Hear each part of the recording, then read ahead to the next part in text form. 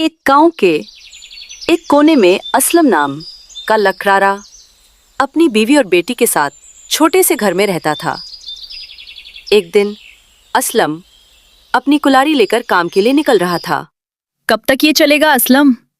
हर रोज आस लगा कर जाते और शाम को आस लगा कर वापस आ जाते हो। क्या तुम्हें नहीं लगता गांव में सबसे बुरी हालत हमारी है? क्या करूं मीना, तो ही बता, मेरी किस्मत ही खराब है। जब भी हालात बेहतर होते हैं तो कुछ ना कुछ ऐसा हो जाता है कि सब कुछ बिगड़ता जाता है। अब तुम्हें बताओ मीना, जैसे तैसे कुछ जमा पू अरंजी जमा की थी, फिर तुम बीमार हो गई। इसके बाद शाजिया के पांव में वो गहरी चोट, सारे पैसे उसी में खर्च हो गई। तभी 10 साल की शाजिया भागती हुई आई थी। बोली, बाबा मुझे अच्छा खाना खाने को दिल कर रहा है। हम कब तक सूखी रोटी खाएं? आज पड़ोसी के घर में गोश्त की खुशबू आ रही थी तो मैं उनके घर में गई। उन्होंने मुझे वहां से भगा दिया। असलम कुछ ना बोला और अपनी कलाड़ी लेकर जंगल की तरफ चला गया। असलम ने लकड़ियां काटी। काश आज मेरी लकड़ियां बुक जाए ताकि मेरी बीवी और बेटी पेट भर कर खाना खा सके। असलम दर्द भरी आंखों से आसमान की ओर देख रहा होता है, लेकिन उस दिन भी उसकी लकड़ियां नहीं बकती। असलम थका हारा अपनी बेबसी और टूटे दिल से कहता है, या अल्लाह, आज भी मैं खाली हाथ घर जा रहा हूं। मेरे बच्चे उसी आस में होंगे कि मैं घर पैसे लेकर आऊंगा और वो पेट भर कर खाना खाएंगे। जब असलम घर पहुंचा तो मीना ने उससे कहा, अरे क्या हुआ असलम, आज तुम्हारा चेहरा इतना उतरा हुआ क्यों है? अरे कुछ तो कहो। मीना, आज भी लकड़ियां खरीदने कोई नहीं आया और गांव वाले मेरी गरीबी का मजाक उड़ाने लगे हैं। असलम, इसमें गलती मेरी भी है। मैं कभी तुम्हारे दुख को पूरी तरह समझ नहीं सकी है। फिक्र नहीं करो, अल्लाह सब ठीक कर देगा। असलम कुछ ना बोला, खामोशी से बिस्तर पर लेटा रहा। उसके हाथ कांप रहे थे और वो गहरी सोच में डूब गया। अगले दिन मीना ने असलम से कहा, असलम, खाने के लिए कोई चीज उधारी ले आओ, भूख से बुरा हाल हो रहा है। नहीं मीना, मैं पहले ही कल गया था दुकान वाले के पास। वो अपना पिछला उधार मांग रहा है। अब मुझे उसकी दुकान पर जाते हुए भी शर्म आ रही है। मुझे नहीं लगता हमारे हालात कभी भी ठीक होंगे। ऐसा ही चलता रहा तो हमें ये गांव छोड़कर जाना पड़ेगा। गांव में 2-3 लोगों से मैं पहले ही उधार ले चुका हूं। अब मेरे अंदर इतनी हिम्मत नहीं कि मैं किसी वर से उधार मांग सकूं। सबको पता है मैं उधार लेकर वापस नहीं करता। वापस करूं भी तो कहूं से। असलम चुपचाप घर से बाहर चला गया। आंखों में उदासी थी, दिल भारी था। वो दिल ही दिल में ये सोच रहा था, क्या जिंदगी जीना इतना मुश्किल है?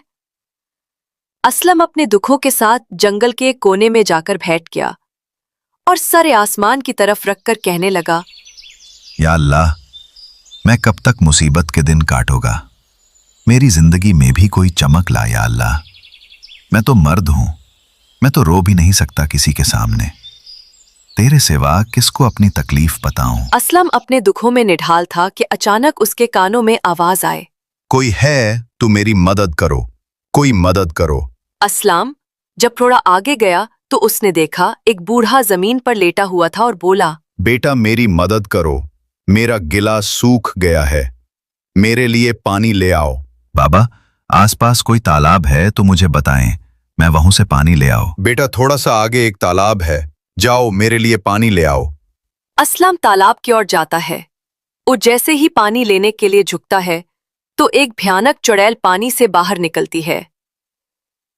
तुम कौन हो? मेरा नाम भागपरी है। और तुम्हारी हिम्मत कैसे हुई इस तालाब में आने की? ये तालाब मेरा है। अगर जान प्यारी है तो चले जाओ यहाँ से। एक बुजुर्ग के लिए पानी चाहिए जो शदीद प्यास की हालत में जमीन पर पड़ा है।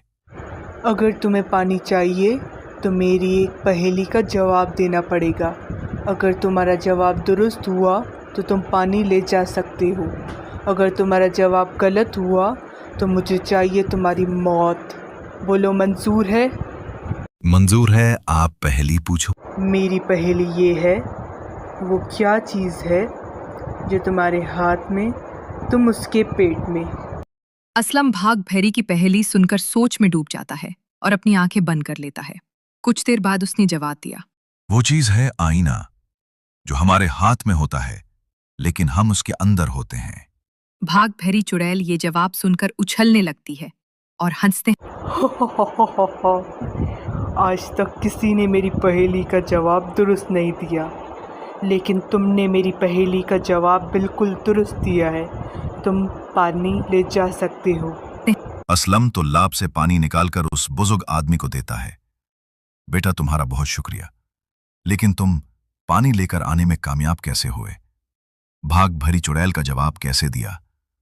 तुमने अपनी जान की परवाह किए बगैर मेरे लिए पानी लेकर आए। इतने में वो बुजुर्ग आदमी एक परी के रूप में आ जाता है। असलम, तुम एक नेक दिल इंसान हो, मांगो जो मांगना चाहते हो। मुझे तुम्हारे हालात का सब कुछ पता है। ये खरगोश तुम्हारे लिए तोहफा है और ये तुम्हारी किस्मत बदलेगा। तुम्हें उसे प्यार से पालना पड़ेगा। असलम इस खरगोश को अपने घर ले आता है। ये कहाँ से लेकर आए? मीना को सब कुछ बताता है और कहता है, ये खरगोश मेरी किस्मत बदलेगा। इतने में शाजिया आती है। बाबा, कितना प्यारा खरगोश है। अब से ये मेरे साथ खेलेगा। वैसे भी गांव का कोई भी बच्चा मेरे साथ नहीं खेलता, क्योंकि मैं गरीब हूँ। कुछ दिन बाद गांव का जमींदार असलम के घर आता है। असलम, मैंने तुम्हारी बेटी के साथ एक खूबसूरत खरगोश देखा है। तुम्हें पता है मुझे जानवर पालना कितना अच्छा लगता है। मुझे ये खरगोश चाहिए। मैं इसे अपने पिंजरे में बंद करूंगा। बताओ कितनी रकम लोगे? मैं देने को तैयार हूं। नहीं, मैं ये खरगोश नहीं बेच सकता। जमींदार चला जाता है। अरे असलमो, तुम्हें इतने पैसे दे रहा था तो खरगोश क्यों नहीं दिया? लही मैना, उस जादुई परी ने कहा था कि उस खरगोश को अपने बच्चों की तरह पालना और ये खरगोश मेरी किस्मत बदलेगा। पर वैसे भी मुझे उस खरगोश से प्यार हो गया है। अगले दिन शहर से एक आदमी आया। उसने असलम के खरगोश की तारीफ सुनी तो वो असलम के घर पहुंच गया। असलम, मुझे ये खरगोश चाहिए। मैं तुम्हें बहुत सारे पैसे दूंगा। नहीं, मैं नहीं बेच सकता। वो शहरी आदमी चला गया। असलम एक बार फिर तुमने ये मौका गवा दिया। सीमा, चाहे मुझे कितनी भी रकम मिल जाए, मैं नहीं दूंगा। उन्हीं दिनों में एक बादशाह, जिसका नाम राजा कामरान था, जिसकी बेटी समीरा किसी जादुई जीन की पकड़ की वजह से एक अरसे से बेहोश थी, जिसका इलाज बहुत मुश्किल। बेबी जी, अब आप ही बताओ, मेरी बेटी समीरा कैसे तहक होगी? आपकी बेटी का इलाज मुमकिन है, लेकिन आपको एक जादुई खरगोश की तलाश करनी होगी और उसके साथ एक गरीब जिसका दिल साफ हो, जिसने कभी कोई गलत काम न किया हो। उन दोनों के आंसू जब जमीन पर गिरेंगे तो वो आंसू फूल बन जाएंगे और आपकी बेटी उन फूलों की खुशबू से होश में आ सकती है। राजा कामरान को किसी गांव वाले ने खबर दी कि एक गरीब लकड़हारा जिसके पास एक खूबसूरत खरगोश है। राजा ने उस लकड़हारे को बुलाया और कहा, मुझे तुम्हारा खरगोश चाहिए। मैं इसके बदले बहुत सारा पैसा दूंगा। माफ कीजिएगा महाराज, लेकिन मैं ये खरगोश आपको नहीं दे सकता। ये मेरे बच्चों की तरह है। तो तुम्हें मंजूर नहीं है? अब तुम्हें कैद होगी और सजा मिलेगी। अब तुम्हारा खरगोश भी मेरे हवाले होगा।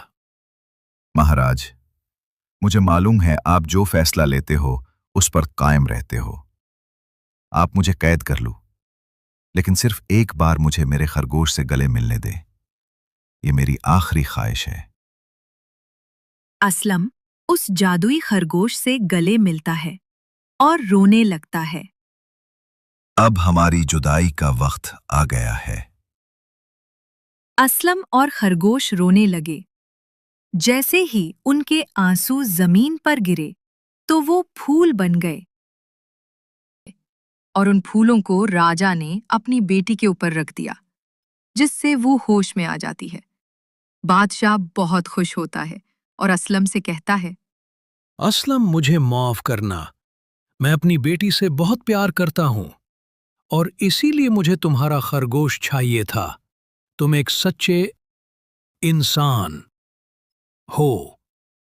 आज से तुम मेरे खास आदमी बनकर मेरे खजाने की देखभाल करोगे और पूरे गांव के जमींदार अब से तुम हुएर।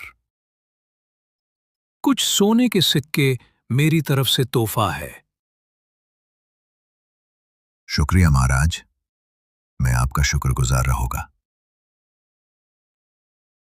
असलम सोने के सिक्के घर ले आता है और उसकी बीवी और बेटी बहुत खुश हो। देखा मीना, मैं कहता था ना, ये खरगोश हमारी किस्मत बदलेगा। असलम और उसका परिवार खुशी खुशी रहते हैं।